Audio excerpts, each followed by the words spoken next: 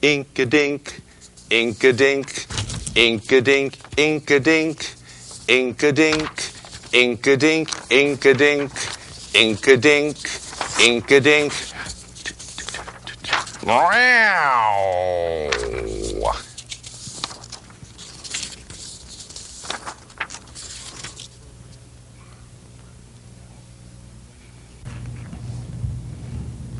No, it's Derek Jeter. Jeter. What? No. Basil, it is not cheetah. It is not cheetah. It is Jeter. Jeter. Not Cheetah. Jeter. Jeter.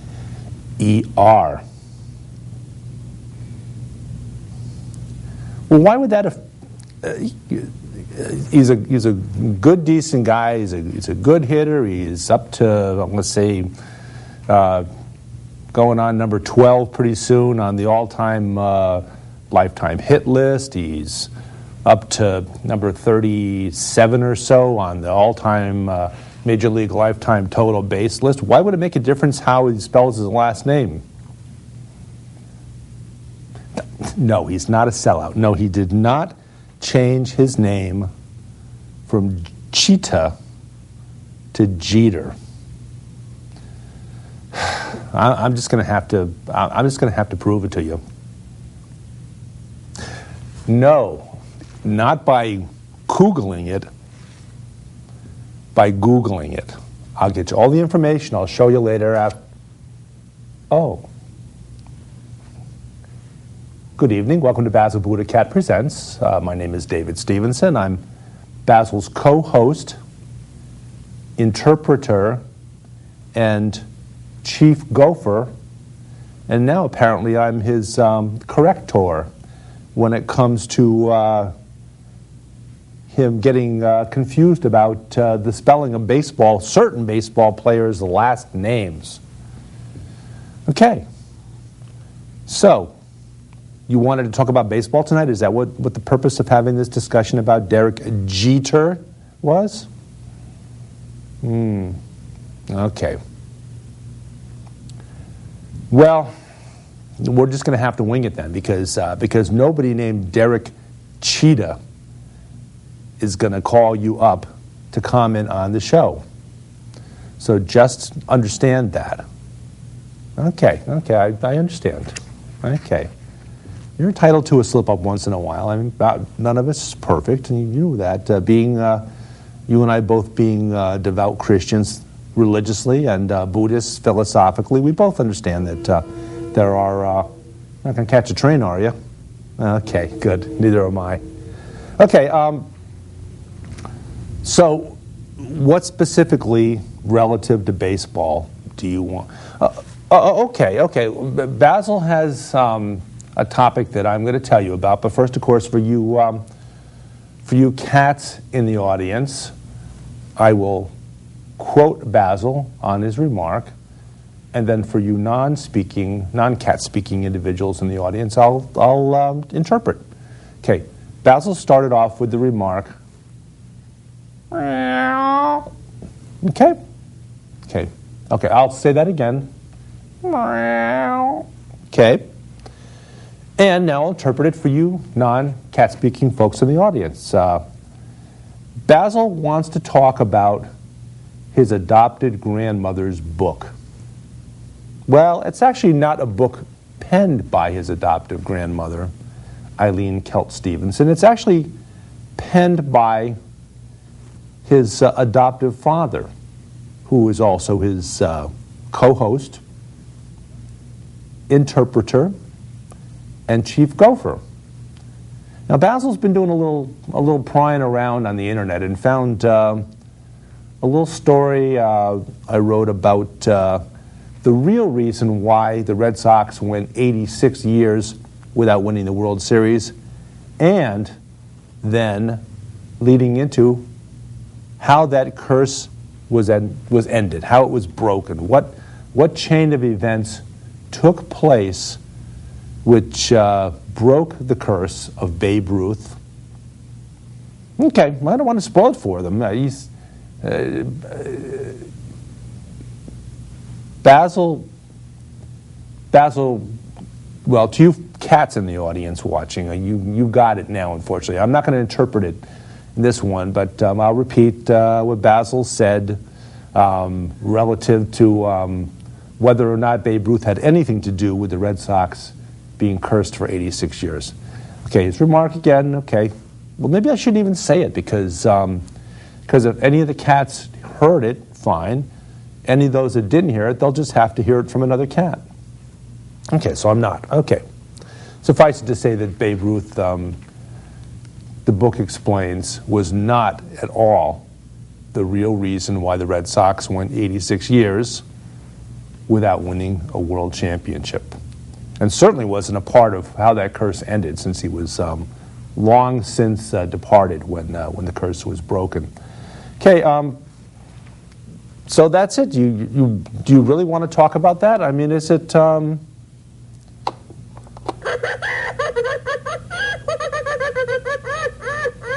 Huh. Okay, hold on. Good evening. Welcome to Basil BuddhaCat Presents. Do you have a question or comment? Huh. Basil, I'm hearing a very pronounced combination of a Boston accent and a Long Island potato farmer accent. I won't even try to copy it. But our caller in says his name is, in fact, Carl Yastrzemski. And he also goes by the nickname, of course, Yaz. Okay, fair enough, yeah. Did you want to weigh in on the Red Sox curse and Babe Ruth or anything of that nature? Okay.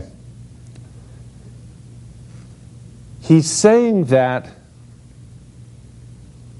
the notion of having, of mispronouncing or misinterpreting or misspelling Derek Jeter's last name is nothing compared to having your name used.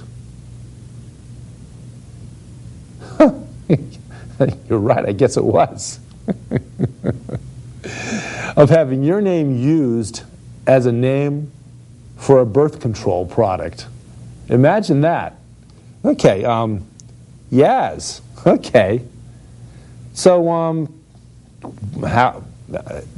Obviously, I'm presuming that that's probably hasn't made you real happy having that happen. I mean, is there anything you can do to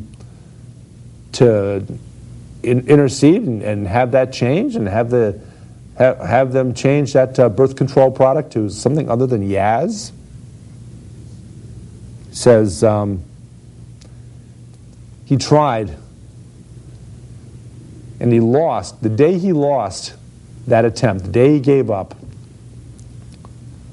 was the day that Derek Jeter got his 3,187th hit. Okay. Okay, well, suffice it to say, I guess you're probably pretty upset about that whole notion. Sorry to hear about it. Any comment on Derek Jeter, on his march toward history, marching up the charts on hits and total bases for player lifetime in his 18 years, and he's apparently got some years left in him because he's had one of his better years this year with a tremendous number of hits. Batting at this moment, I think 320, something like that, having a stellar year. And when you figure that he missed a good portion of the first half of last year, and when he returned, he ever since then he's been in the span of a year chronologically. He's in fact, Basil's given me that glare.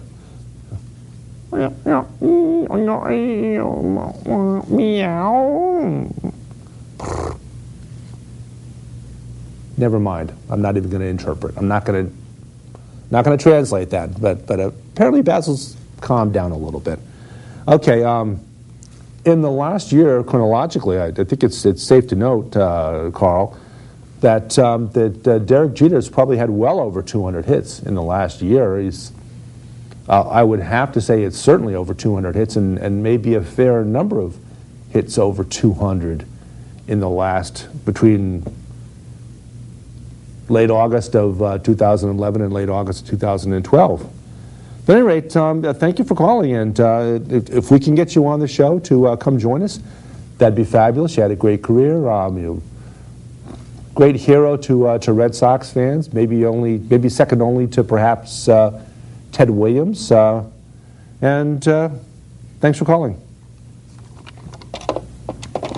Okay, hold on a second.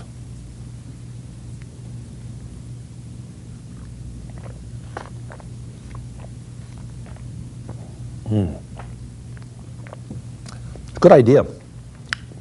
Very good idea to have something to sip on while we're doing the show. I like it.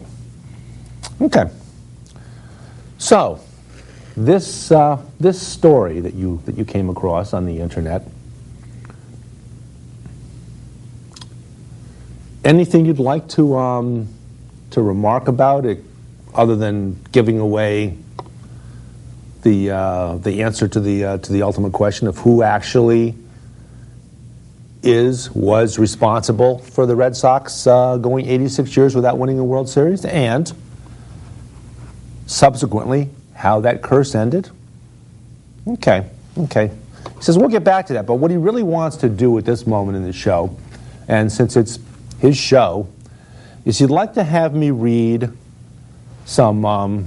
Well, we've got a couple of books here. Basil's been become quite an aficionado of books. Well, Kristen is a voracious reader. She reads a tremendous amount.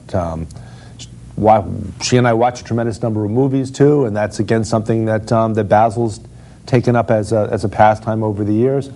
But Basil had me bring along a little anthology called The Poetical Cat, edited by Felicity Bast. It's an anthology of poems having to do with cats, and interesting, yeah. So I'm going to do a little reading from this anthology, and Basil, of course, will comment, and we'll have some discussion about the.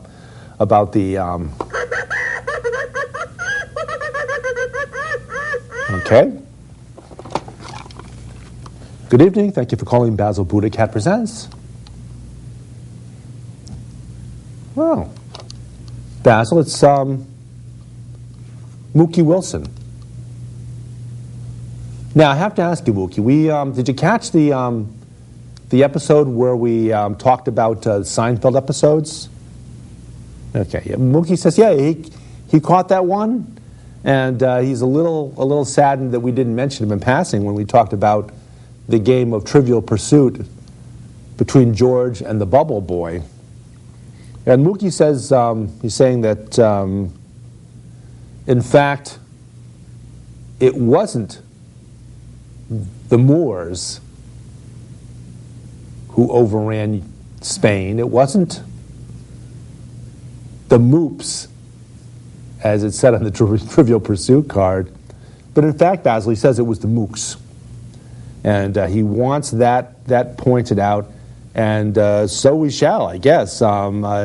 We shall add your thought in there, and we will.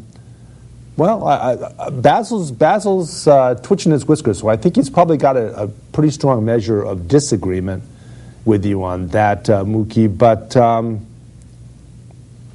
he's going to let you go though, because he says, okay, I'm going to say it in cat, and then I'll translate for you and for the non-cat speaking members of the audience. Okay, Basil said.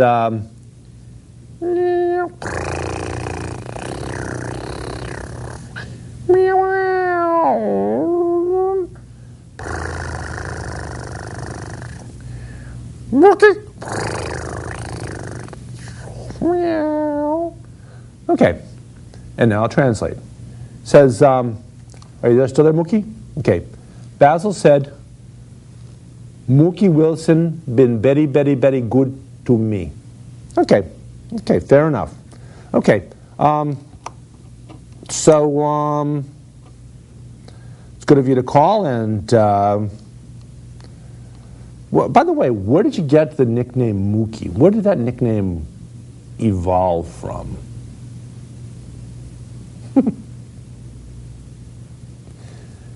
Mookie says it has something to do with a combination of M for Mr., or in French, Monsieur, Mr. Rookie. And when Mookie Wilson says that when he came up to the major leagues and as a rookie, he ended up not being called Rookie, but ended up being called Mookie, which later on became pronounced Mookie. Okay, thanks for calling. Okay, so the story. Give a little background, whatever background Basil wants me to give, without giving away the story. Where do you want me to start, Basil? He said start at the start. Begin at the beginning. Begin the begin. Okay. Thank you for calling Basil BuddhaCat Presents.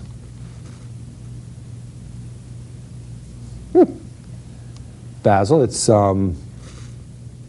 Bill Buckner. Tweety, would you check the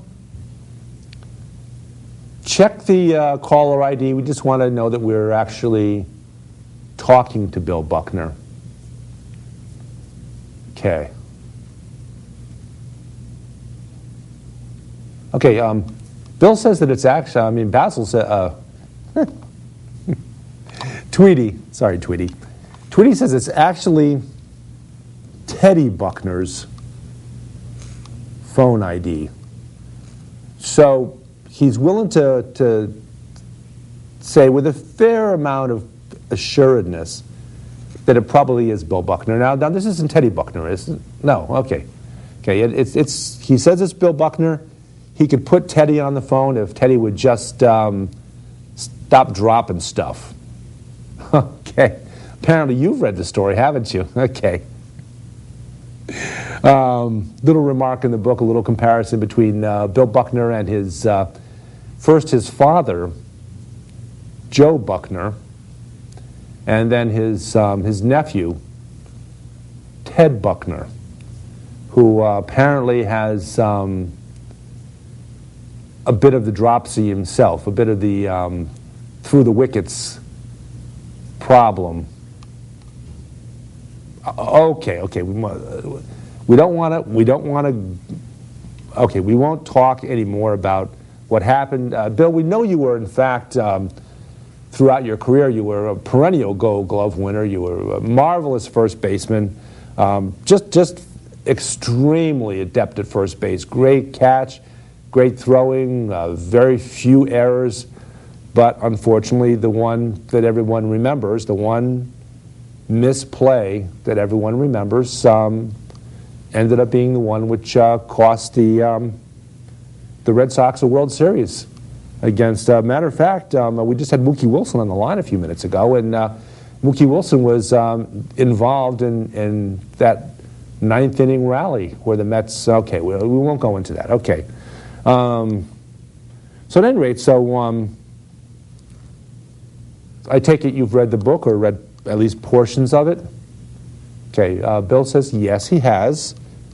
He says he's a little disappointed that there's no speaking parts or no acting parts or no parts at all for cats in the book. Yeah. Basil's let me know in no uncertain terms that in fact he's disappointed too. But he says sometimes he likes to step outside of himself and outside of his own personal identity. And hold 1 second, please.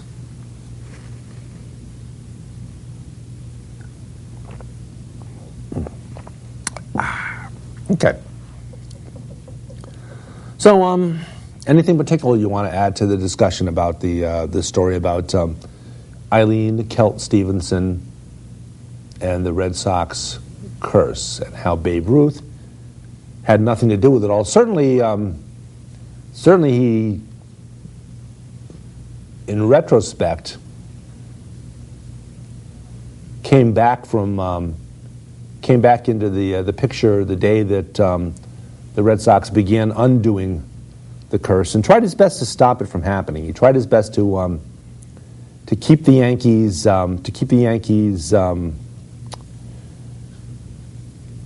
record intact and keep the Red Sox record of infamy intact. Back in 2004? Yeah, 2004. As you know, the Yankees and the Red Sox played in the American League Championship Series. And you staying with us for a moment here, Bill? Okay, good, thanks. Yankees and the Red Sox in the 2004 American League Championship Series. It was almost like Casey at the bat, so to speak. The scores stood 3-0 with but one inning left to play. Yankees ahead by a run over the Red Sox. And the Red Sox, with all due respect to our veterans and a horrible incident in World War II, the Red Sox were on basically another Bataan-like death march to the end of the season. And sure enough, there's the Yankees closer, Mariano Rivera, on the mound, comes in the 9th inning with a 1-run lead, and certainly the season is over again for the Red Sox. 3 more outs, and it would be a 4-0 Yankees sweep and on to the World Series. But at any rate, so hold on, I have to change hands here. Okay, that's a little bit better. So Bill, okay, you'd like to, you're watching, okay, I see you're watching a repeat of that 9th inning right now in Game 4 on SportsCenter or on ESPN. So we'll talk back. Call us back in when you're done with watching it. I'm sure you'll be very happy to see the Red Sox finally win a World Series. Okay, thanks for calling. Okay, so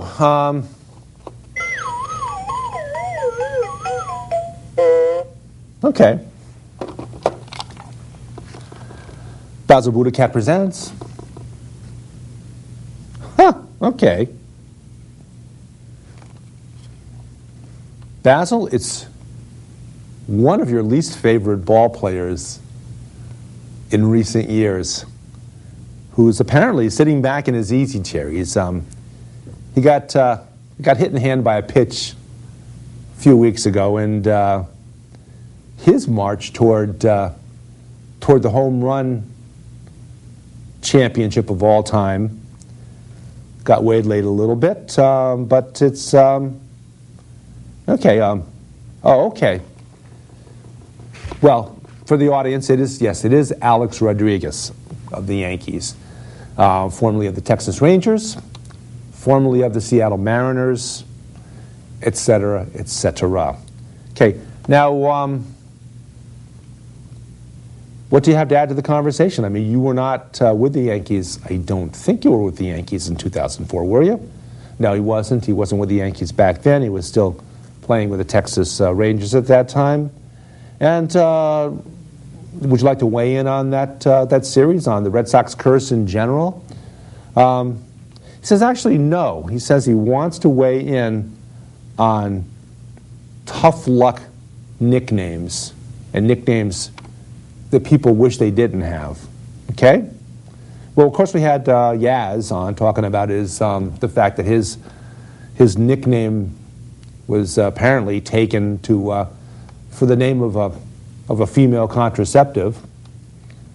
We had Mookie Wilson call in, of course, and didn't seem too upset with his nickname. But why in the world are you upset with your nickname?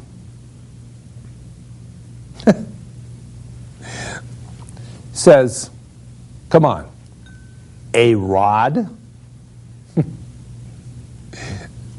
Are you referring to Are you referring to a gun?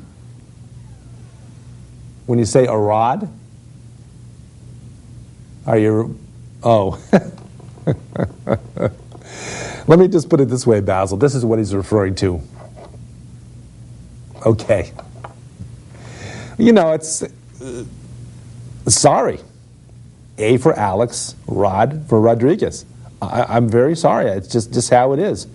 But at any rate, once you've gotten over yourself on that one, do you have something to add on the discussion about the book, the World Series, the Yankees, the Red Sox, anything of that nature? You've been there for one World Championship team with the Yankees now, one out of their seemingly hundreds of World Championships. But, okay. You would like to weigh in on another great Yankee infielder that you actually have been very proud to be a fan of, a guy by the name of Bobby Richardson. Okay.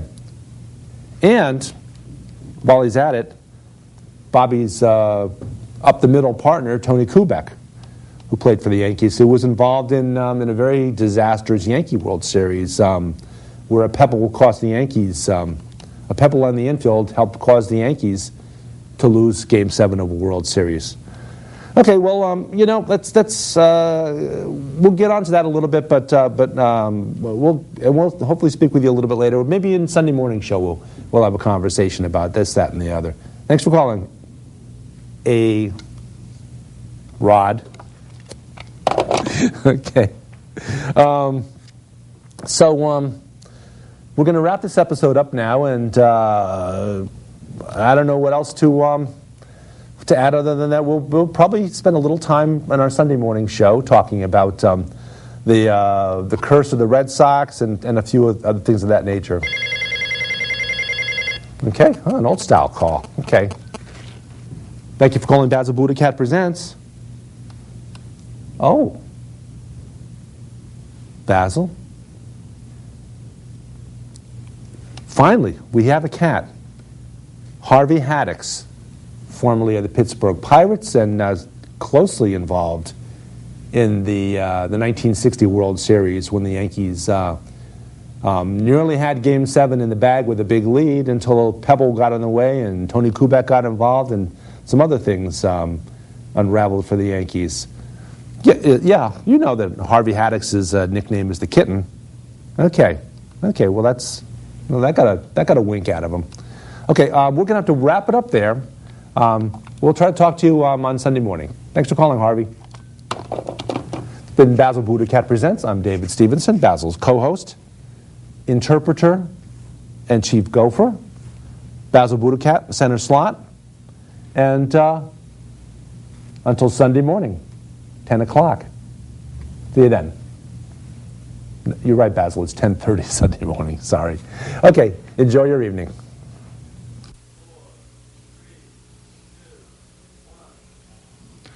They say they'd rob your grandma blind on Wall Street, fritter her away her Medicare on Wall Street. And Pharma Oil and their pet fox don't care if she lives in a box, so long as they wear platinum jocks on Wall Street, Meow.